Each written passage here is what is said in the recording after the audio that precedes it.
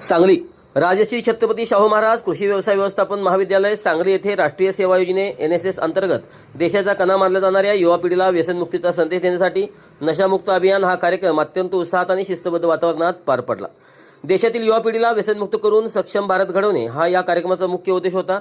या कार्यक्रमादरम्यान देश आणि देशातील युवा पिढीला नशामुक्त ठेवण्याचा संकल्प करत शुभम आष्टेकर या विद्यार्थ्यांच्या हस्ते उपस्थितांना नशामुक्त अभियानाची सामूहिक प्रतिज्ञा देण्यात आली।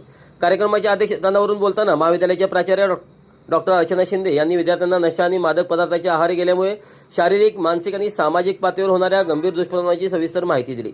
युवा पिढीने अशा घातक व्यसनापासून दूर राहून आपले उज्ज्वल भविष्य घडवावे आणि समाजाला मार्गदर्शन करावे असे आवाहन देखील राष्ट्रीय सेवा योजना अधिकारी प्राध्यापक किशोर चंदुरे यांनी विद्यार्थ्यांना केले। कार्यक्रमाचे आभार प्राध्यापक अंबोली पिंजरकर यांनी मानले। कार्यक्रमाला सर्व शिक्षक, शिक्षकेतर कर्मचारी, विद्यार्थी प्रतिनिधी आदित्य कोठावे, विद्यार्थी प्रतिनिधी मयुरी वावरे आणि सर्व विद्यार्थी मोठ्या संख्येने उपस्थित होते।